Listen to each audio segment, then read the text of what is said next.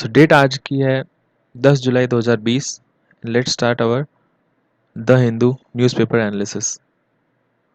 तो सबसे पहले हम लोग देख लेते हैं कि आज हम लोग कौन कौन से न्यूज़ पे नज़र डालेंगे। ये आज से मैंने पीडीएफ फॉर्मेट में इसको डिस्कशन करना स्टार्ट किया है, क्योंकि एंड ऑफ द डे आपको पीडीएफ ही चाहिए होता है। और दूसरा कि अगर पीडीएफ में हो तो फिर ये जो पेजेस हैं वो भी कम दिखते हैं। वैसे ये सिर्फ 16 पेजेस का है, और अगर मैं वो उसमें करता हूँ पीपीटी में तो उसमें करीब 50-55 पेजेस आता है, तो वो कोई रिवीजन करने के लिए भी आपको प्रॉब्लम होता है। और इसमें हाईलाइटेड है और फिर आपके बुक मार्क्स लगे हुए हैं, आप इसमें डायरेक्ट ऐसे क्लिक करोगे तो आप डायरेक्ट इस पेज नंबर पे चले जाओगे और किन से पेज, तो काफ़ी अच्छा आपके लिए बाद में के लिए भी हो जाएगा। और होलिस्टिकली ऐसा हमें बनाना चाहिए कि जो आप लॉन्ग टर्म में इसको रिवीजन कर सको। 50 पेज 55 पेज का ले करके आप उसको आगे आगे चल के एक सप्ताह का भी अगर रिवीजन करना चाहो तो 250 पेज रिवीजन करना बहुत मुश्किल है। सो चलिए शुरू करते हैं। तो आज हम लोग 5-6 टॉपिक देखेंगे टोटल। 6 में से 2 टॉपिक जो है वो एडिटोरियल के अलावा हैं, जैसे कि एक प्रीतम रानी सिवाच, उनको नॉमिनेट किया गया द्रोणाचार्य अवार्ड के लिए। 4-5 पॉइंट है उसमें कि वो पहले क्या करती थी, अभी क्या करती हैं, क्यों उनको नॉमिनेट किया गया। वीज़ा पॉलिटिक्स के ऊपर में, जो इमिग्रेशन पॉलिसीज़ के ऊपर हमने अपनी आर्टिकल डिस्कस किया था 2 दिन पहले,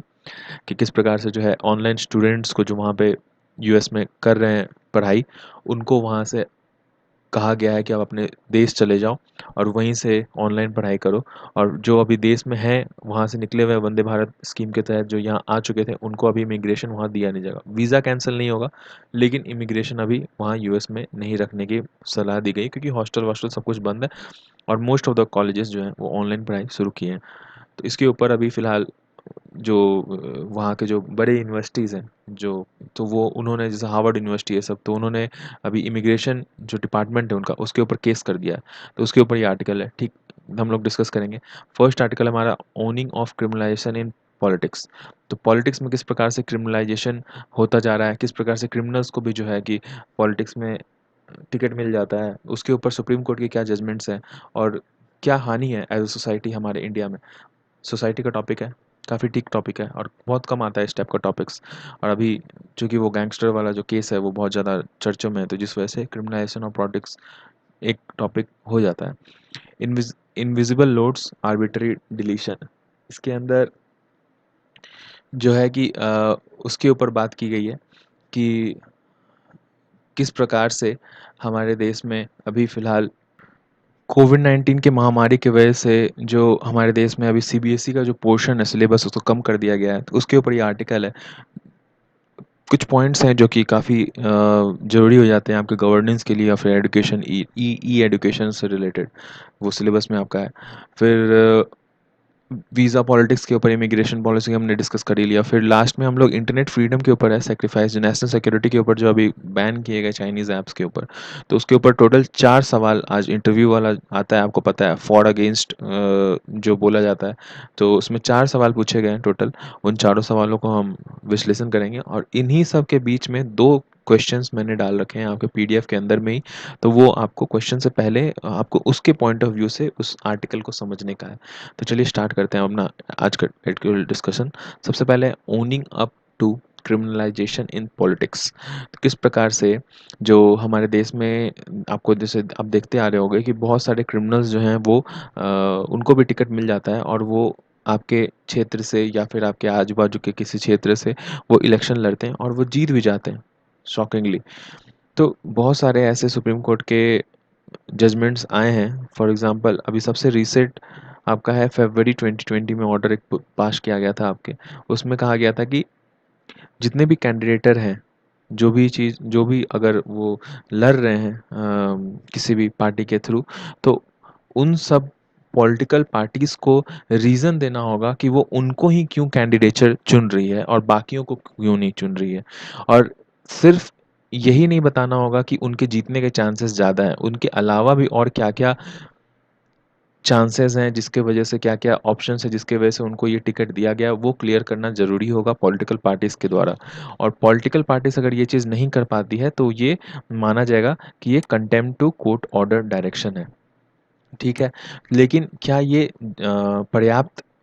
दिशा निर्देश या फिर एक कदम है हमारे सिस्टम में इस चीज़ को क्रिमिनलाइजेशन ऑफ पॉलिटिक्स को हटाने के लिए। तो ये राइटर कहते हैं कि इसके पहले भी अर्लियर ऐसे बहुत सारे चीज़ें हो सकते हैं जिसमें हो चुके हैं, जिसमें कि 3 ऐसा वो कारण बताते हैं। सबसे पहले कि ऐसा एक बार हुआ था कि each candidate shell submit sworn affidavit giving financial details of criminal cases, कि कहीं पे भी अगर कोई क्रिमिनल केसेस में इन्वॉल्व्ड है तो जो अगर कैंडिडेचर है, अगर फॉर्म भरता है अपना, तो उसमें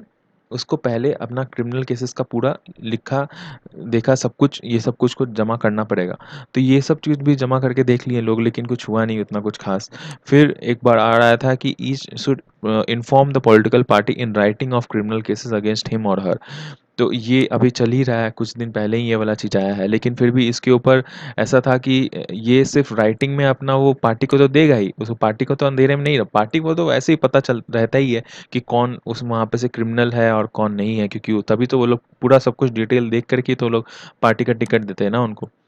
फिर तीसरा ये था कि रिटर्न में देना है और वेबसाइट और सोशल मीडिया पे भी डालना है, कि जैसे आम जनता जिससे आप वोट मांग रहे हो उनको बहुत बार नहीं पता होता है कि ये जो आदमी है वो क्रिमिनल है, कितना ज़्यादा क्रिमिनल है। तो ये वेबसाइट और सोशल मीडिया में भी आपको डालना है और कम से कम 3 बार ऐसा ब्रॉडकास्ट होना चाहिए, आप खुद से बोलना चाहिए। तो ये ऐसा देखा गया है कि जो बहुत कम बिकती है न्यूज़पेपर उसमें डाल देते हैं, या फिर कोई ऐसा सोशल मीडिया ऐसा जगह पे कोई ऐसा अकाउंट में डालते हैं जिनके ज़्यादा फॉलोअर्स नहीं हैं। तो आम आप सोचिए आम जनता पे कहाँ ही पता चल पाता है कि ऐसा कुछ हुआ है। तो सबसे लेटेस्ट जो अभी जजमेंट जो हुआ है उसके ऊपर में कि जितने भी पार्टी हैं उनको बताना होगा आपको कि मतलब जो भी अथॉरिटी है उसको, कि इनको ही क्यों कैंडिडेट चुना गया है, उसके अलावा किसी और को क्यों नहीं चुना गया। तो इसके ऊपर अभी देखने को मतलब ज़्यादा ज़रूरत है, इनके ऊपर विजिलेंस की बहुत ज़्यादा ज़रूरत है, क्योंकि कोर्ट ऐसा कहती है कि 2004 में 24% मेंबर ऑफ पार्लियामेंट जो थे उनके ऊपर क्रिमिनल केसेस पेंडिंग थे,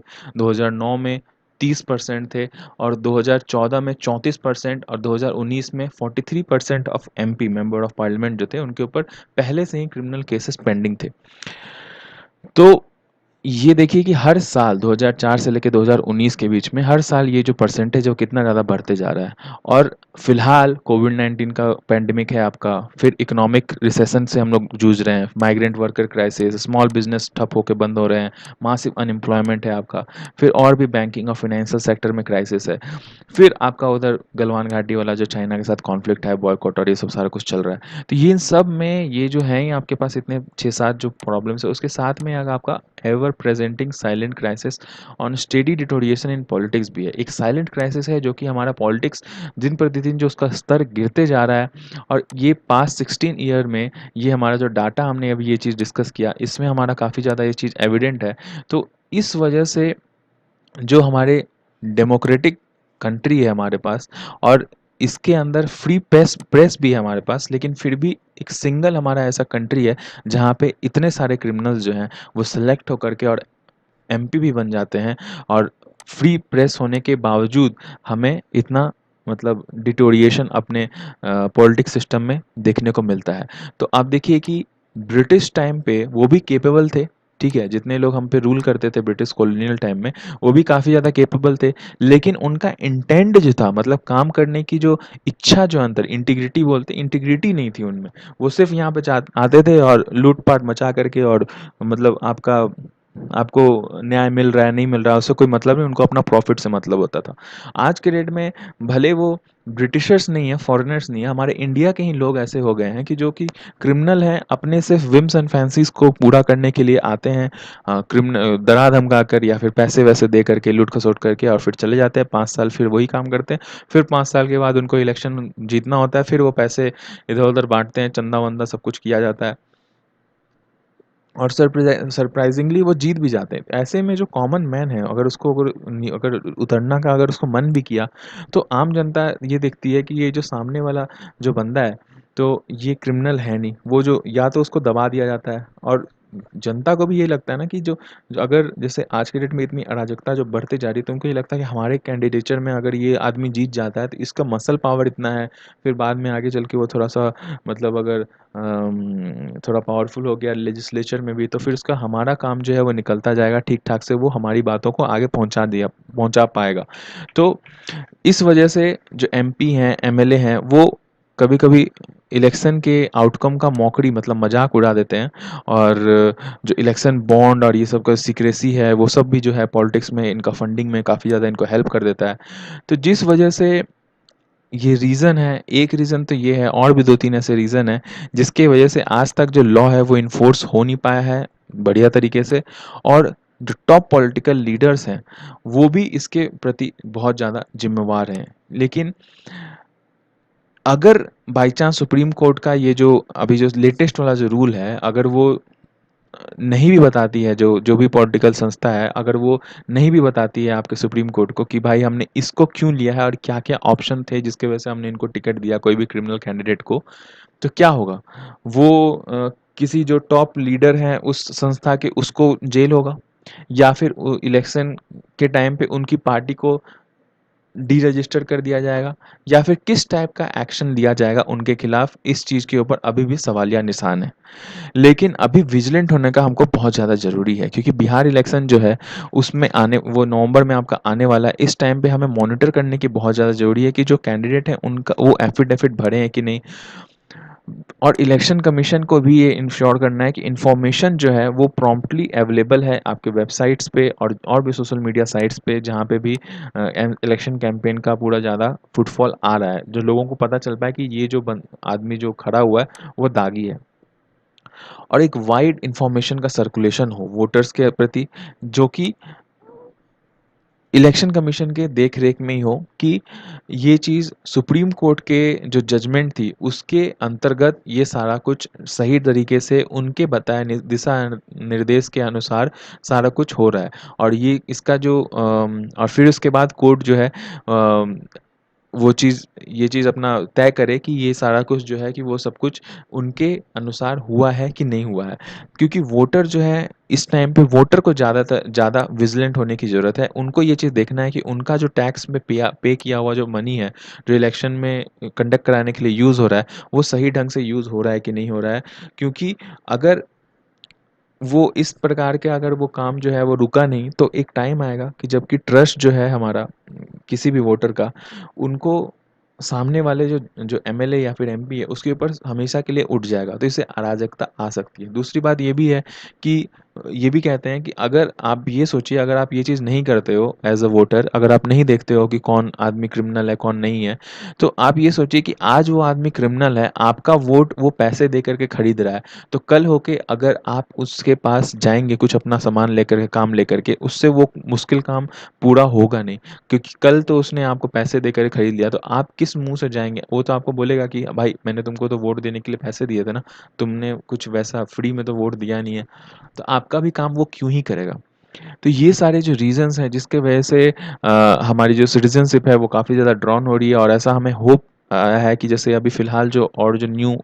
लॉज़ हैं और अगर ये सब लॉज़ के अगर सही तरीके से जो जनता है वो उसको विजिलेंस करेगी, उसके ऊपर जो कैंडिडेट आएँगे नए उनको अगर रिस्पॉन्सिबल समझेंगी, उनसे जो है कि रिस्पॉन्स लेगी, ढंग तरीके से उससे खबर लेगी, तो हमारा सिस्टम जो है वो ठीक हो सकता है। क्योंकि गांधी जी ने भी ये कहा था कि we have to confront the real issues. अगर हमें उस चीज़ को प्रॉब्लम को सॉल्व करना है, तो जब तक आप प्रॉब्लम के जो मुख्य कारण है, जो रूट कॉज है, उसको आप अगर कन्फ्रंट नहीं करोगे जब तक, जो कि अभी फ़िलहाल तो पॉलिटिकल पार्टीज़ के लीडर हैं जो कि क्रिमिनल्स हैं और ये सब लोग हैं, तो जब तक उसको आप नहीं सीरियसली कन्फ्रंट करोगे तब तक आपका जो समाज में जो प्रॉब्लम है वो चीज़ आपका जाएगा नहीं। उसके बाद कंक्लूज़न में ये कहते हैं कि देखिए ये जो ड्रामेटिक चेंज है क्वालिटी ऑफ कैंडिडेट का, वो तुरंत तो आएगा नहीं। एक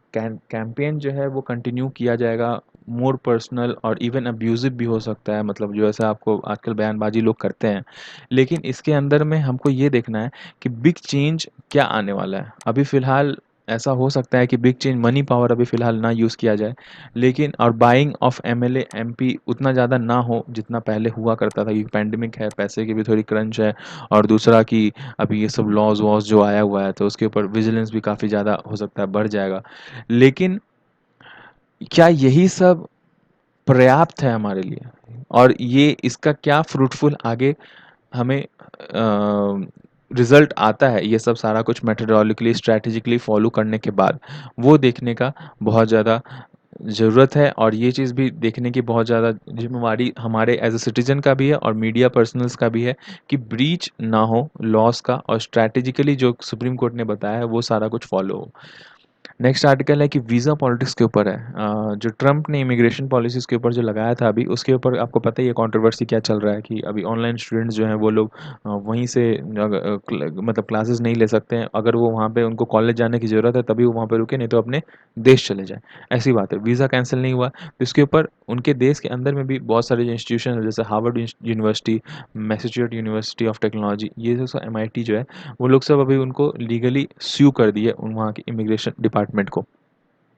उनका ये कहना है कि पहले से ही हमारे जो देश है वो हार्श ये पैंडेमिक की वजह से उनका इकोनॉमी काफ़ी ज़्यादा डाउन है और दूसरा आपके जो इस तरह के जो लॉज आ रहे हैं H1B1 वीज़ा के ऊपर और भी सारे जो जो अलग तरीके के जो कंपनी ट्रांसफ़र्स हैं और जो स्किल वर्कर के ऊपर जो आप इतने सारे जो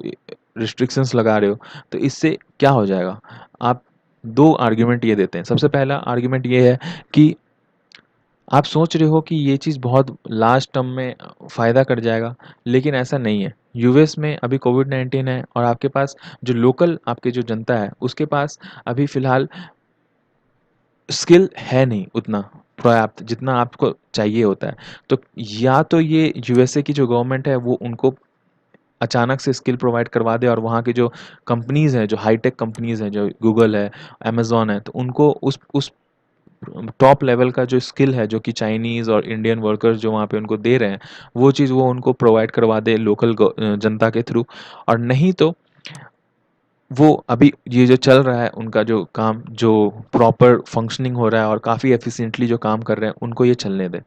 और पहला जो कारण वो बताते हैं ये दूसरा कारण था। पहला कारण वो क्या बताते हैं, वो आर्गुमेंट ये देते हैं कि यूएस इकोनॉमी उनको ऐसा लगता है कि सफ़र कर रहा है क्योंकि बाहर की इमिग्रेशंस वहाँ के आके और वहाँ की जो लोकल जनता है उनका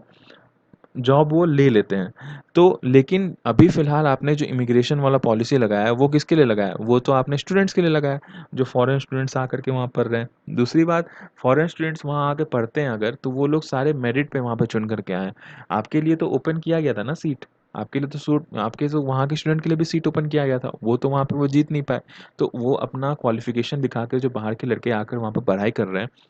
फिलहाल उनको तो इमीडिएट थ्रेट तो वो दे नहीं रहे हैं आपके एम्प्लॉइज़ को, यहाँ के आपके लोकल जनता को। तो आप फिर इसके ऊपर स्टूडेंट्स के ऊपर में इस तरह के चार्जेस क्यों लगा रहे हैं? अगर देखिए ट्रम्प का ये है कि ये इलेक्शन कैंपेन पे उनको हेल्प करेगा, तो वो उनकी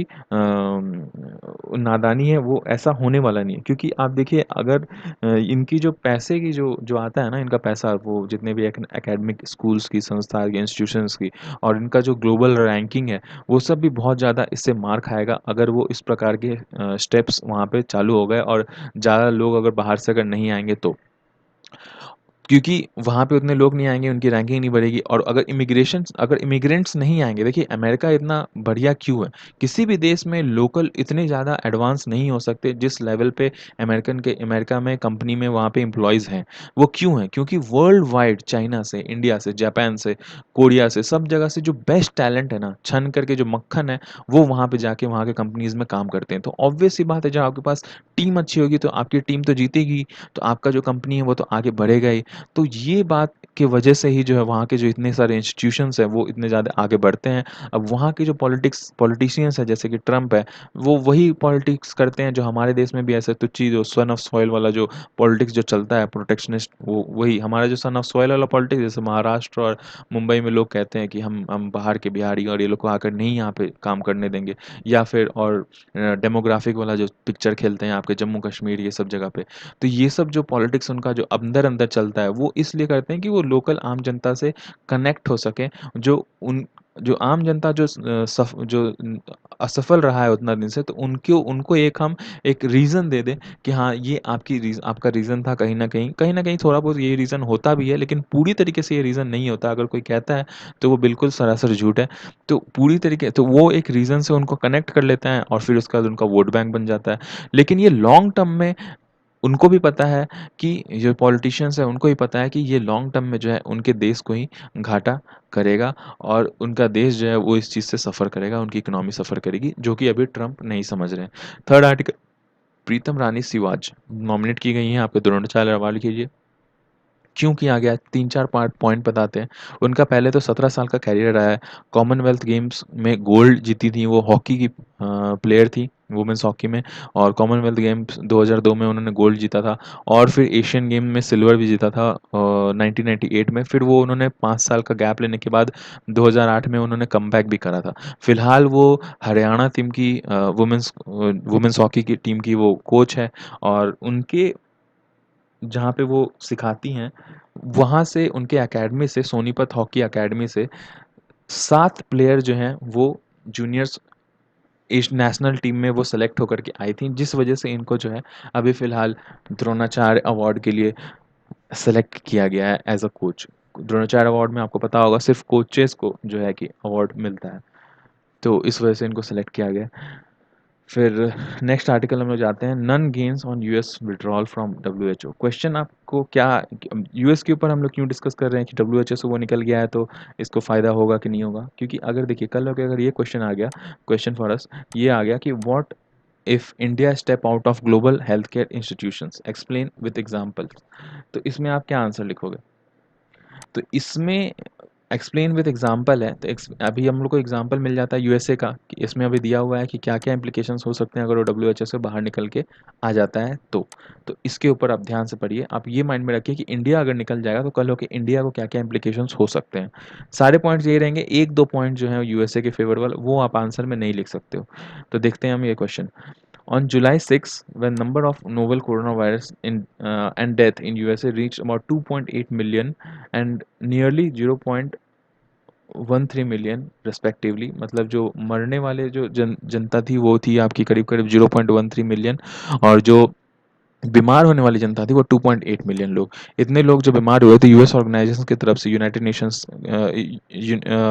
यूनाइट जो इनिशिएट मतलब जो यूएस ऑर्गेनाइजेशंस है उन्होंने ये चीज़ बता दिया था कि अब हम जो मेंबरशिप है डब्ल्यूएचओ का उसमें से अब हम स्टेप आउट करेंगे। और ये चीज़ और भी ज़्यादा क्लियर हो गया जब मई 29 में डोनाल्ड ट्रंप ने बता दिया कि अब हम जो फंडिंग है उससे हम पुल आउट करते हैं, अब हम जो फंडिंग है डब्ल्यूएचओ में नहीं देंगे, क्योंकि वो काफ़ी ज़्यादा चाइना सेंट्रिक हो गया है, ट्रांसपेरेंसी उनकी काफ़ी ज़्यादा घट गई है। और ये कहीं न कहीं वहाँ की जनता भी ऐसा समझ रही है कि ये चीज़ जो है वो ट्रम्प का डिफ्लेक्ट करने का, जो मिसमैनेजमेंट जो हुआ है उनको क्राइसिस को कंट्रोल करने में, उससे ध्यान हटाने का, उनको ब्लेम जो है वो शिफ्ट करने का डब्ल्यूएचओ के ऊपर, ये एक तरीका था। लेकिन इस चीज़ से क्या फ़ायदा होगा, क्या घाटा होगा यूएसए को लॉन्ग टर्म में, वो चीज़ ये नहीं देख रहे हैं। फिलहाल ऐसा कहा जा रहा है कि जुलाई 6 जो है अगले साल, उसमें उनकी जो सदस्यता है वो चीज़ ख़त्म होगी, टर्मिनेट होगी। फिलहाल अभी 1 साल है उनके पास। दूसरा कि अभी जो नया जो नवंबर में जो अभी उनका जो इलेक्शन होगा उसमें बहुत ज़्यादा चांसेस है कि ट्रम्प हट जाए वहाँ से। और जो नया डेमोक्रेटिक जो चैलेंजर है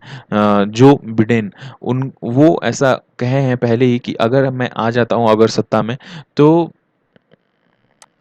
डब्ल्यूएचओ जो है उसकी उसको संस्था में फिर से मैं, मतलब फिर से ज्वाइन करने के बारे में सोचूंगा, और हो सकता है मैं वापस ज्वाइन कर भी लूँगा। क्योंकि ये मुद्दा काफ़ी संदिग्ध है, और वहाँ के अभी भी जितने भी एकेडमिक और मेडिकल एसोसिएशन है वो काफ़ी ज़्यादा ये जो विड्रॉल है उस चीज़ को रिजेक्ट कर रहे हैं और उसके प्रति जो है कि प्रोटेस्ट कर रहे हैं। पैंडेमिक ये भी बताता है किस प्रकार से ये काफ़ी ज़्यादा मतलब यूएसए, मतलब पूरे वर्ल्ड जो है यूएसए के साथ-साथ इटली, फ्रांस, ये सब जितने भी कंट्रीज़ हैं, वो कितना ज़्यादा अभी बैकफुट पे या फिर कितने ज़्यादा अनप्रिपेयर्ड हैं किसी भी तरीके का इस प्रकार के ग्लोबल मेडिकल इमरजेंसी के लिए। तो और इसमें 2005 में रिवीजन हुआ था इंटरनेशनल हेल्थ ऑर्गेनाइजेशन का, जो सार्स वाला जो बीमारी आया था, उस टाइम पे रिवीजन हुआ था इंटरनेशनल हेल्थ रेगुलेशन। उसमें ये कहा गया था कि किसी भी कंट्री के अंदर अगर कोई भी पैंडेमिक तरह सा कोई सिचुएशन आता है, तो वर्ल्ड इंटरनेशनल जो पब्लिक हेल्थ है उसको इमरजेंसी एक आपको संदेश देना है, आपको एक अलर्ट जारी करना है। अब उसके ऊपर जो है कि यूएस भी उस टाइम पे इस चीज़ में बनाने में काफ़ी बड़ा उसका हाथ था। लेकिन अभी जो अब जब यूएस वहाँ से निकल जाता है, तो इसके ऊपर अब आगे क्या काम करना है, क्या काम हो रहा था, उसके ऊपर अब यूएसए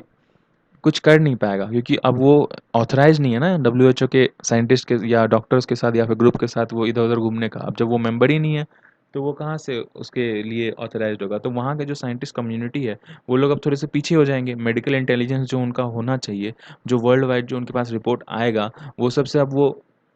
मतलब उनको अब मिलेगा नहीं वो सारा कुछ चीज़। तो वो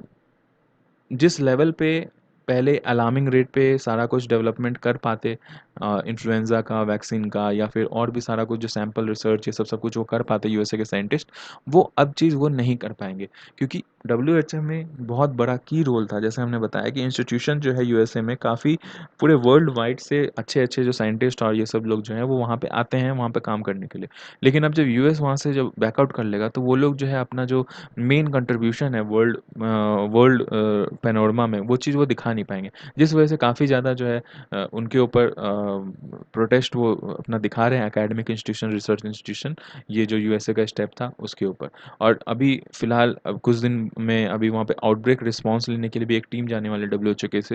एच ओ से आपकी वुहान में जाने वाली है। उसमें भी अब जब यूएस वहाँ से बैकआउट कर दिया तो वहाँ के जो टीम के जो साइंटिस्ट होंगे वो उसमें उसके साथ वहाँ पे जाएंगे नहीं। और आगे चल के जितने भी इंटेलिजेंस आएगी हेल्थ इंटेलिजेंस उसको वो यूएसए के साथ कोई लोग शेयर नहीं करेंगे। तो जिस वजह से काफ़ी बड़ा घाटा उनको है जो कि अभी फ़िलहाल वो पता नहीं चल रहा है डब्ल्यूएचओ से निकलने के बाद। Invisible loads on arbitrary deletion, तो ये आर्टिकल है कि जैसे पैंडेमिक अभी जब आया है तो आपको पता होगा स्टैंडर्ड 9-12 जो है उसमें बहुत सारा जो सिलेबस है उस चीज़ को करिकुलम से उसमें घटा दिया गया है। तो अभी जब घटा दिया गया है तो उसके ऊपर क्या क्या इम्प्लीकेशंस आ सकते हैं, तो उसके ऊपर ये आर्टिकल है। तो वो ये बताते हैं कि देखिए घटा दिया है तो लेकिन बहुत सारे सिलेबस में ऐसे सारे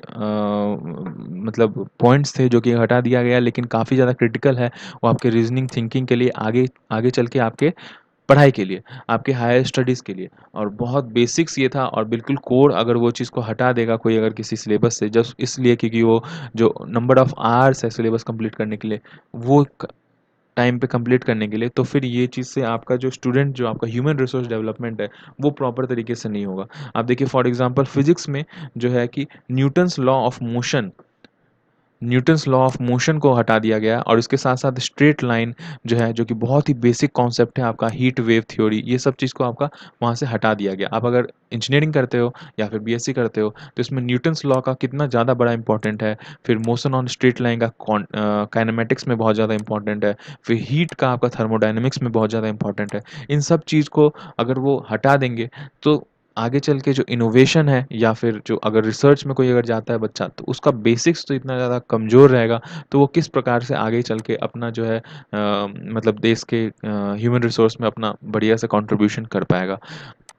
आगे वो ये भी कहते हैं कि सिर्फ यही नहीं, पॉलिटिकल साइंस में आप देखिए कि फंडामेंटल और बेसिक टॉपिक्स जो है पॉलिटिकल साइंस के उसमें से उन चीज़ को वो लोग अभी पुल आउट कर दिए जो बेसिक्स जैसे कि आपका सिटीजनशिप है ये सब चीज़ को आपका हटा दिया है वो लोग। तो इस चीज़ को हटा देने से भी जो है काफ़ी ज़्यादा मतलब आगे चल के मतलब ये तो इतनी ज़्यादा फंडामेंटल चीज़ें हैं ये सब कि इन चीज़ों को आप हटा दें मतलब सिर्फ एज अ स्टूडेंट नहीं, एज अ सिटीजन भी उनको ये चीज़ को डैमेज, ये जो सिलेबस हटा है उस चीज़ की वजह से उनको डैमेज होगा। क्योंकि सिटीजनशिप आपका क्या होना चाहिए, आपका फंडामेंटल राइट्स क्या होना चाहिए, ये सब चीज़ जब स्टूडेंट को नहीं पता चलेगा तो वो सोसाइटी में एज अ सोशल मैन या एज अ रिस्पॉन्सिबल सिटीजन वो कैसे ही बन पाएगा। तो इस वजह से फिर बायोलॉजी के सिलेबस के ऊपर में भी ये बताते हैं कि बहुत सारे ऐसे हायर लेवल टॉपिक्स हैं जैसे कि ecology, environment science and evolution of orbit evolution जो है जैसे कि किस प्रकार से जो हम लोग जो एज अ ह्यूमन बीइंग किस प्रकार से इवॉल्व हो रहे हैं इन्वायरमेंट के साथ। अभी कुछ दिन पहले एक आर्टिकल भी आया था कि हम लोग को ये चीज़ के ऊपर ध्यान देना चाहिए कि किस प्रकार से एज अ ह्यूमन बीइंग और एज अ एनवायरनमेंट दोनों किस प्रकार से एक दूसरे के साथ में पैरेलल में और सिम्बायोसिस में एक दूसरे के आगे चलते हैं। और अगर एनवायरनमेंट खराब होता है तो हमें भी हमारे ऊपर भी कितना ज़्यादा असर पड़ता है। मतलब करीब करीब हर वीक में एक दो टॉपिक ऐसा होता ही है एडिटोरियल में जो हम लोग डिस्कस करते हैं। तो इस तरह के टॉपिक्स भी अगर बायोलॉजी से आप हटा दोगे इकोलॉजी और इन्वायरमेंट से रिलेटेड, तो फिर आगे चल के बहुत ज़्यादा ही ग्रेव सिचुएशंस क्रिएट हो जाएंगे। अब इसके ऊपर जो सेक्रेटरी हैं आपके सीबीएसई के, वो ये कहते हैं कि देखिए हम लोग ये सब चीज़ को हटा रहे हैं लेकिन अगर टीचर चाहे उस सब्जेक्ट के तो वो चाहे तो इस चीज़ को पढ़ा सकते हैं थोड़ा सा बैकवर्ड फॉरवर्ड लिंकेज कर करके। तो इससे जो है कि एक वाइडर अंडरस्टैंडिंग है वो भी क्रिएट हो जाएगा और पैंडेमिक की वजह से जो हमारा जो जो प्रॉब्लम्स हम लोग जो आया है उसके उसमें हमारा जो जल्दी हम लोग को सिलेबस पूरा करने का जो अभी प्रॉब्लम है वो भी मतलब एड्रेस कर लिया जाएगा। लेकिन इसके ऊपर जो राइटर है वो कहते हैं कि देखिए आप अगर क्लास 11-12 का सिलेबस थोड़ा इससे डेंजरसली आप अगर कम कर दोगे तो इससे टीचर्स के ऊपर काफ़ी ज़्यादा जो है भार वो बढ़ जाएगा और आपका जो वायलेशन है सिलेबस से वो सिर्फ यही नहीं होगा कि आपका प्लान्ड करिकुलम जो है वो बिगड़ जाएगा। इसके अलावा ये भी है कि हो सकता है आगे चल कर के जो इंटरेस्ट हैं स्टूडेंट्स के, एक गैप ईयर आने की वजह से इंटरेस्ट बहुत ज़्यादा डामाडोल हो जाए और आगे की स्टडीज़ में इतने ज़्यादा उनको प्रॉब्लम हो जाए कि उनका एजुकेशन और जो आगे भी जो आपका जो कैरियर चुनने का है, उनमें उनको काफ़ी ज़्यादा प्रॉब्लम का सामना करना पड़े। लास्ट आर्टिकल है हमारा, internet freedom being sacrificed for national security. तो इसमें आपको जैसे क्वेश्चन आप ये माइंड में रखो कि अगर बैन कर दिए हम लोग चाइनीज़ ऐप को, तो इसके प्रोपोर्शनैलिटी में क्या ऐसे हैं, क्रिटिकली एनालाइज़ करना है आपको कि नेशनल इंटरेस्ट में ये है या फिर नहीं है। तो ये जैसे आपको पता होता है फ्राइडे को जितने भी आर्टिकल्स इस तरह का आते हैं इंटरव्यू वाले, तो उसमें एक बंदा फॉर में होता है, एक अगेंस्ट में। तो इसके अंदर आपको मतलब फॉर में उनके ये अग्रया सेनगुप्ता जो हैं ये फॉर में बात कर रहे हैं और एक और हैं चीमा, तो रमन चीमा ये अगेंस्ट में बात कर रहे हैं सारे टॉपिक्स के ऊपर। तो आप इस प्रकार से अगर आपको एक कॉलम फॉर्मेट में बनाना है तो आप ये बना सकते हो एक्स्ट्रा में। तो ये क्या कहते हैं, लास्ट टॉपिक है, ध्यान से पढ़ने के हम लोग। तो सबसे पहला क्या क्वेश्चन है, क्वेश्चन ये है कि जो इनहेरेंट ट्रिकी नेशनल सिक्योरिटी के ऊपर जो बात चल रही है, अभी बहुत दिन से डिबेट चल रहा है कि national security versus digital right. इससे पहले आपका आधार कार्ड और ये सब के ऊपर भी ये चीज़ चला था कि आधार कार्ड का प्राइवेसी का इशू है, लेकिन फिर नेशनल सिक्योरिटी है कि नहीं है। तो आधार कार्ड का जो डिटेल है वो भारत सरकार के पास रहेगा लेकिन लीक नहीं होगा। लेकिन अगर कोई क्रिमिनल केस अगर आया तो आपका जो एनआईए है और या फिर सीनियर अधिकारी हैं उनके आदेश से उस चीज़ को साझा किया जा सकता है उनके साथ में। तो और भी इससे पहले जो आर्टिकल 66A है उसमें ये चीज़ कहा गया था कि सिर्फ यही नहीं कि किसी भी वेबसाइट को बैन किया जाए या फिर किसी भी ऐप को वो जब चाहें वो नेशनल सिक्योरिटी के ऊपर में हटा सकें। इसके अलावा अगर कोई क्रिमिनल एक्टिविटी कर रहा है, अगर अगर इन्वेस्टिगेशन में चाहे, तो आपके मोबाइल में आप क्या यूज़ कर रहे हो, आपके अंदर क्या-क्या फ़ोटोज़ हैं, किससे बात करते हो, नहीं करते हो, किस जगह पे खड़े हो, इन्विजिलेशन जो है ये सारा कुछ आपका किया जा सकता है। तो स्पाइंग के लिए बहुत ज़्यादा ये खतरनाक है section 69A of information technology act 2000। तो ये सब जो है न्यू पावर जो है गवर्नमेंट के पास जो है कमांड करती है आपकी नेशनल सिक्योरिटी इमरजेंसी के लिए, लेकिन ये जेन्युइनली आपके जो सिक्योरिटी रिस्क हैं वो बनाती तो है ही। तो अगर आप ब्लॉक कर दोगे किसी ऐप को, तो आपको ये देखने का है कि आप किसके लिए ब्लॉक कर रहे हो। आप किसी आदमी के बिज़नेस को हैम्पर कर रहे हो या फिर कोई इसलिए हैम्पर कर रहे हो, मतलब ये जो फॉर में जो कह रहे हैं वो ये बताते हैं कि आप किसके लिए ये चीज़ हटा रहे हो, आपको ये चीज़ देखना है। वायलेशन जो राइट है ये किसके लिए है? ये किसी टिकटॉकर के बिज़नेस का है, मतलब उसका होल एंड सोल उसका लाइवलीहुड चल रहा है उससे, उसके लिए, या फिर कोई सिर्फ़ और सिर्फ़ पॉपुलर बनने के लिए वो चीज़ को यूज़ कर रहा है। अगर पॉपुलर बनने के लिए यूज़ कर रहा है तो उसके लिए तो हमारे पास और भी बहुत सारे तरीके हैं, मतलब सोशल मीडिया प्लेटफ़ॉर्म है जिसके ऊपर वो पॉपुलर हो सकता है आराम से। और जितने भी जो लोग हैं जो बहुत ज़्यादा जिनके फॉलोअर्स हैं उनके 1 या 2 सोशल मीडिया अकाउंट्स होते ही हैं। जिस वजह से जो लोग हैं कि जैसे इंस्टा पे अगर कोई ट्विटर पे है तो फिर वो इंस्टा पे भी है, अगर कोई टिकटॉक पे है तो वो इंस्टा पे भी है या फिर यूट्यूब पे भी है। तो वीडियो जो है वो दोनों जगह पे उसके फॉलोअर्स को वो एक साथ इकट्ठा कर रहा है कि एक एक ऐप जो है, अगर जैसे यूट्यूब में भी ये एक नियम होता है कि वो जब चाहें किसी भी वीडियो को या फिर किसी भी अकाउंट को वो डाउन कर सकते हैं, उनके मन-मर्ज़ी के ऊपर है। तो उनके रहमो-करम पे ही जो है कि वो जितने भी जो सब्सक्राइबर्स हैं, ये लोग सब जो हैं वो लोग चल रहे हैं। अगर ज़्यादा किसी के ऊपर डिसलाइक आता है या फिर ज़्यादा उसको रिपोर्ट किया जाता है किसी भी वीडियो या फिर चैनल को, तो वो उस चीज़ को बैन कर सकती है यूट्यूब। तो जिस वजह से हर एक जो आर्टिस्ट है जो थोड़ा बड़ा है तो वो हमेशा 1 या 2 प्लेटफ़ॉर्म को मेंटेन करके रखता है कि बाई चांस कुछ अगर कुछ प्रॉब्लम हो जाए तो वो फिर से अपना जो है कि वो चैनल या फिर वो जो नाम है उसका उसको मेंटेन कर सके। तो इसके ऊपर वो कहते हैं कि मुझे तो ऐसा कुछ प्रॉब्लम नहीं नज़र आता है कि अगर पॉपुलैरिटी के लिए इतना ज़्यादा अगर हो हल्ला होला हो रहा है जब सब जगह, तो इस पे रमन चीमा जो है वो कहते हैं कि हमें इम्पोर्टेंट ये समझना चाहिए कि हमारा कॉन्स्टिट्यूशन जो है वो डेमोक्रेटिक है और इस जगह पे हम लोग सिग्नेटरी हैं आपके international convenient civil and political rights के भी, इसके अलावा human universal declaration of human rights की भी।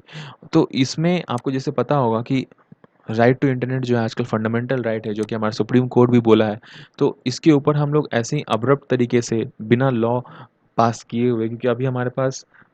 डाटा सिक्योरिटी के लिए कोई खास लॉ है नहीं। बनाने वाले थे हम लोग, लेकिन अभी तक वो चीज़ बना नहीं है, स्टैंडिंग कमेटी में फँसा हुआ है। तो इसके ऊपर अभी फ़िलहाल जब भारत सरकार इस प्रकार से जो ब्लॉक कर देती है सारे सर्विसेज़ को, तो उसमें भारत सरकार को ये बताना होगा कि क्यों जो पीपल का जो फंडामेंटल राइट्स है, फ्रीडम ऑफ इंटरनेट जो है, आपको आप उस चीज़ को इंट्रूड कर रहे हो, आप उस चीज़ को अगर आप हरण कर रहे हो, तो उसके ऊपर आपके क्या-क्या रीज़न्स हैं। आपको प्रॉपर एक लॉ का जो एक एक नोटिस है, वो नोटिस दिखा कर के आपको बताने का ज़रूरत है। और जब तक आप ये चीज़ को नहीं बता पाते हो, तब तक ये चीज़ मतलब मतलब एक डेमोक्रेटिक टाइप से जो है वो चीज़ नहीं है ये चीज़। तो नेक्स्ट क्वेश्चन में वो जैसे इंफॉर्मेशन टेक्नोलॉजी एक्ट को क्रिटिसाइज़ हो रहा है बहुत ज़्यादा, वो डाटा प्रोटेक्शन से कंप्लायंस नहीं है, मतलब कि डाटा प्रोटेक्शन के लिए इंफॉर्मेशन टेक्नोलॉजी का यूज़ नहीं कर सकते, ऐसा कहा जा रहा है पूरे देश में। तो इसके ऊपर आप क्या कहते हैं? तो इसके ऊपर रमन चीमा जो है अगेंस्ट में ये कहते हैं, आर्टिकल 69 का एक सर्टेन ग्राउंड्स है, लिमिट्स है, कि आप इस सब क्षेत्र में ही इस एक्ट को लगा सकते हो। लेकिन और उसके बाद भी कुछ मैकेनिज्म है उसके ऊपर कि आप इस तरीके से इसके ऊपर काम करोगे। लेकिन स्टेट ने क्या किया, यूनियन गवर्नमेंट ने और स्टेट गवर्नमेंट ने अनफॉर्चुनेटली इन सब को ओवरलुक करते हुए एक वाइडर व्यू अपनाया, और बिना फाइन लगाने या फिर ऑर्डर पास करने या फिर रिव्यू करने या फिर उनको कुछ एक थोड़ा मौका देने के लिए तुरंत में सबसे टॉप मोस्ट ऑर्डर लेवल पे वो जंप कर गए, जिसमें कि वो ऐप को लीगली पूरे फ्रेमवर्क से बाहर उन्होंने कर दिया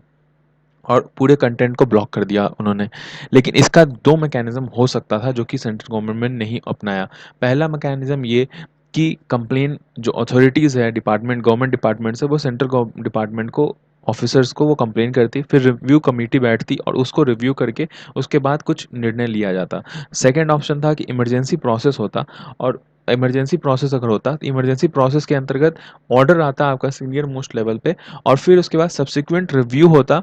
और वहाँ के जो एम्प्लॉइज़ हैं उनको भी मौका दिया जाता है कि वो अपने अपना पार्ट रखें, अपना मत रखें। उसके बाद जो है कि कोई भी एक्शन के लिए हम लोग उसके ऊपर आगे जा सकते थे। ये प्रॉपर मैकेनिज़्म था। लेकिन इंडिया ने वो सब कुछ को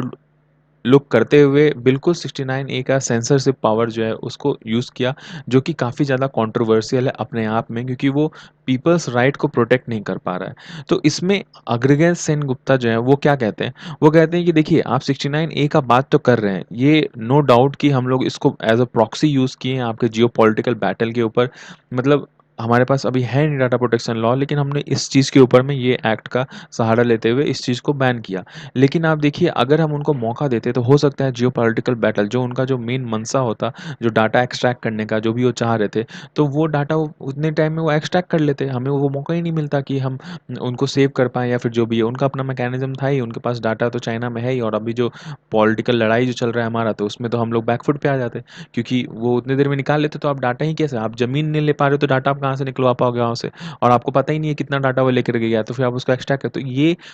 मतलब ये अब्रप्ट करना बहुत ज़्यादा अनिवार्य था। दूसरी बात ये कि वो ये कहते हैं कि फेयर है कि नहीं है, मतलब नेक्स्ट क्वेश्चन में कि ये चीज़ फेयर है कि नहीं है जाने का, संवाददाता पूछते हैं उनसे। तो रमन चीमा बोलते हैं कि बिल्कुल भी ये फेयर नहीं है। गवर्नमेंट ऑफ इंडिया जो है वो ब्लॉक किया है 69 ए इंफॉर्मेशन टेक्नोलॉजी का एक्ट लगा करके, और ये जो सीक्रेसी और कॉन्फिडेंशियलिटी जो मेंटेन करना है, मतलब जो जो एक अचानक से जो ये कर दिए सारा कुछ और बिना बताए हुए, तो ये बिल्कुल फेयर नहीं है, और ये आपका लॉन्ग टर्म में जो है काफ़ी ज़्यादा प्रॉब्लम करता है। और गवर्नमेंट को इस चीज़ को बिल्कुल ही, ये जो प्रिविलेज है उनके पास कि ये कुछ भी चीज़ कर सकते हैं आर्बिट्रेरीली, इस चीज़ को ड्रॉप करना होगा, क्योंकि हम लोग एक डेमोक्रेटिक संस्था है। और ये अनुराधा भसीन केस जो हुआ था आपका, उसमें भी ये कहा गया था, जो जज ने कहा था कि अगर कुछ भी ऐसा ब्लॉकिंग अगर हो रहा है, तो उसको, सरकार को इस चीज़ को पब्लिकली जो है पेपर में इसको आउट करना होगा, किस-किस बेसिस पे उन्होंने ये चीज़ काम किया है। तभी वो ऐसा कुछ कर सकते हैं। उसके ऊपर उसके बाद में भी आप देखिए कि 1990s से ऐसा बहुत सारा केसेस हुआ, करीब-करीब हज़ारों, दसों हज़ार ऐसा वेबसाइट है जो कि ब्लॉक कर दिया भारत सरकार ने। और इस वजह से जो एक अनसर्टेनिटी आता है हमारा इस सोशल नेटवर्किंग एरिया में, या फिर आपका आईटी सेक्टर के ऊपर, साइबर सिक्योरिटी के ऊपर, स्ट्रैटेजी के ऊपर का, कोई भी बिना स्ट्रैटेजी के ऊपर सारा कुछ काम चलता है हमारा। कोई भी एक प्रॉपर स्ट्रैटेजी या फिर आर्किटेक्चर नहीं है हमारे इंडिया में। जबकि हमें एक बहुत ज़्यादा ज़रूरत है सिर्फ़ एक स्ट्रैटेजी का ही नहीं, एक कॉन्स्टिट्यूशनल लिमिट बाउंड्रीज़ का भी, कि ये सब बाउंड्री है, हम इसके बाहर जो है, हम इसके अंतर्गत ही जो है हमारा सरकार जो है वो काम करेगी, और जिससे कि हमारा सिर्फ एक क्लैरिटी ही नहीं आएगा, दूसरा हमारा प्रोटेक्ट ह्यूमन राइट्स भी प्रोटेक्ट होगा, क्योंकि अगर मान लीजिए कल होगा कोई कोई अगर उसके ऊपर कमा रहा है, खा रहा है, या फिर कोई कंपनी है, हमारे इंडिया ही की कंपनी है मान लीजिए, तो फिर उसको एक वाइडर एक थॉट प्रोसेस उसका कंप्लीट मतलब निकल करके आएगा कि हम लोग इस क्षेत्र में इतने इतने तक हम लोग जा सकते हैं, इससे आगे जाने की हमें परमिशन नहीं है। तो इसके ऊपर सेन गुप्ता साहब कहते हैं कि देखिए, गवर्नमेंट हमारे इंडिया की ये चीज़ कर रही है। हाँ, ठीक है, ये चीज़ है कि हमारे पास 66 ए वो चीज़ है, वो उससे डाटा सिक्योरिटी के लिए नहीं है। लेकिन आप देखिए कि यूएसए भी जो है, उसमें भी नेशनल सिक्योरिटी एजेंसी जो है, उसके पास भी ऐसे पावर्स हैं जो कि 4 कॉर्नर्स में काम करती है लॉज़ के, और वो अपना बाउंड्रीज़ बता कर के रखी है। तो अगर हम जो टॉप मोस्ट बाउंड्री है वो ये बता सकते हैं, जैसे टॉप मोस्ट बाउंड्री ये है कि आपको बैन कर देंगे आपके हम इस चीज़ को, अगर हमारे सिक्योरिटी और सोवरेनिटी से अगर वो पंगा लेता है तो वो अगर उतना बना देते हैं हम लोग, तो नेशनल सिक्योरिटी के तहत वाली जो बात है वो अगर हम बता देते हैं लोगों को, तो वो काफ़ी होना चाहिए। हाँ, ये चीज़ है कि मतलब अगर आर्टिकल 66 ए जो है हमारा, वो चीज़ को हटा दिया गया था आपका पहले श्रेया सिंगल केस में। जैसे श्रेया सिंगल केस हमने पहले भी डिस्कस किया है, मुंबई में जो ठाकरे साहब का जब डेथ हो गया था, तो उन्होंने कुछ एक फेसबुक पे कुछ लिखा था, जो जुलूस जा रहा था बहुत लंबा सा, तो उसके ऊपर कुछ लिखा था, तो उनके वो 16 साल की थी, और उनकी एक फ्रेंड जिसके साथ वो बात कर रही थी फेसबुक पे, तो उन दोनों को उठा करके पुलिस थाना में लेकर के चले गए थे, और उनके ऊपर बिना कुछ बताए हुए और वो बहुत सारे चार्जेस लगा करके पुलिस जो है उनको टॉर्चर कर रही थी। तो उसके ऊपर सुप्रीम कोर्ट ने कहा था कि ये बिल्कुल भी ह्यूमन राइट्स के विहीन है, और ये जो अब्रप्ट जो आपको सो मोटो तरीके से जो केस ले लेने का पुलिस का जो ये जो हक है, वो चीज़ को वो लोग उसको हटाते हैं। लेकिन फिर भी 69 ए को वो लोग नहीं हटाए, 69 ए को वो लोग विथहेल्ड किए। 66 ए के अंदर तो वो सारा कुछ आता था, 66 ए को, section 66 A of IT act जो है उसको स्ट्राइक डाउन किए, लेकिन 69 ए फिर भी था कि अगर सरकार चाहे तो किसी के जो प्राइवेट अकाउंट्स है उसको वो चेक कर सकती है क्या बातें चल रही हैं। ये चीज़ नेशनल सिक्योरिटी के लिए बहुत ज़्यादा अनिवार्य है। अभी देखो कुछ दिन पहले आपका वो बॉयज़ लॉकर रूम वाला भी सीन हुआ था। तो ये सब काफ़ी ज़्यादा अनिवार्य है, और ये चीज़ रहना चाहिए, और ये चीज़ इसीलिए हमने मेंटेन करके रखा भी है। और जहाँ तक आप बात कर रहे हो ये सब कंसेंसस का, तो आप किसके लिए बात कर रहे हो? आप हम उनके लिए बात कर रहे हो जो कंट्री के अंदर कोई और दूसरा कंट्री का सोशल मीडिया वो चलने नहीं देते। तो आप ये भी चीज़ देख के रखो कि आप किसके प्रति बात कर रहे हो। आप अगर चाइना के प्रति बात कर रहे हो, तो क्या चाइना में हमारे ऐप्स चलते हैं, या फिर यूएस के कोई ऐप चलते हैं? नहीं ना। तो फिर उस वजह से इंडिया जो है कि इस प्रकार के स्टेप उठाने में बिल्कुल सक्षम है, ऐसा सेनगुप्ता साहब का कहना है। फिर नेक्स्ट लास्ट क्वेश्चन वो कहते हैं कि ये एक इकोसिस्टम क्रिएट करता है, जो कि आपके होम ग्राउंड में बहुत सारे मतलब नेक्स्ट क्वेश्चन जो संवाददाता पूछते हैं कि होम ग्राउंड में बहुत सारे कंपनीज जो हैं वो इस चीज़ को मतलब खुश हो रहे हैं इस डिसीजन से, कि हमारा जो ऐप है उसको एक ब्रॉडर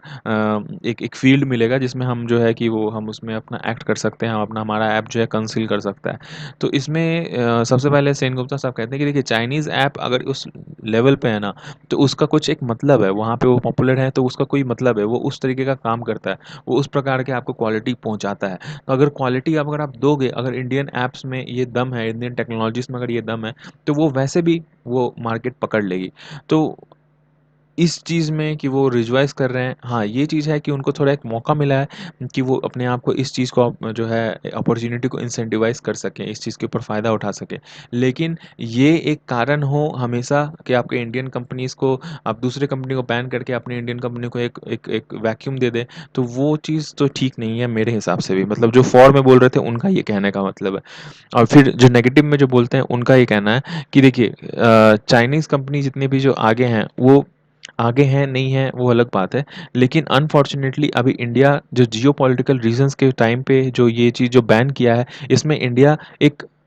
ग्लोबल लेवल पे, वर्ल्ड ट्रेड लेवल पे जो है, उसके लॉ के अनुसार इंडिया वल्नरेबल हो गया है। क्योंकि वो कह सकते हैं कि आप बिन मतलब बहुत सारे जो जो आपके जो लॉज़ थे, मैकेनिज़्म जो थे, रिव्यू कमेटी और ये सब सारा को, उसको आप स्किप कर कर के और एक लूपहोल दिखा दिए हो अपने सिस्टम के अंदर कि आप जो मतलब ऐसे अपने मन मर्ज़ी से किसी भी चीज़ को आप उसको बैन कर सकते हो, जो कि वर्ल्ड ट्रेड के खिलाफ है। और ये जो चीज़ है हमें ये जो चीज़ है हमें उस चीज़ को अवॉइड करना चाहिए, क्योंकि हम लोग एक डेमोक्रेटिक कंट्री है। हम चाइना से भले कम्पीट कर रहे हैं, लेकिन हम चाइना नहीं है। हम चाइना के अंदर कम्युनिस्ट सरकार है, उसके अंदर उनका अपना एक चलता है सिस्टम। हम लोग उस चीज़ के हम लोग चाइना नहीं है, और हम लोग डेमोक्रेटिक रूल्स को फॉलो करते हैं। हम लोग सारा कुछ के साथ ग्लोबल मार्केट के साथ तालमेल इसी तरीके से हमारा बन के बैठता है, क्योंकि हम लोग में एक फेयरनेस है सिस्टम में। और हमें इस चीज़ के ऊपर बात करना चाहिए कि हम लोग क्या आगे का आर्किटेक्चर बनाए, क्या हम लोग का स्ट्रैटेजी होना चाहिए कि हम लोग का इंडियन ऐप जो है वो ग्लोबल मार्केट में उस प्रकार से सर्व कर पाए ग्लोबली, जिसमें फेयर हो और वहाँ का डाटा वहाँ हो, जो हमारे लिए जो कंसर्न्स है वो उनके लिए भी कंसर्न्स है, ताकि वो वर्ल्ड लेवल पे जो है एक अच्छा तरीके से एक अच्छा ग्राउंड में वो कंपटीशन दे पाए। तो ये था आज के लिए आर्टिकल। Thank you.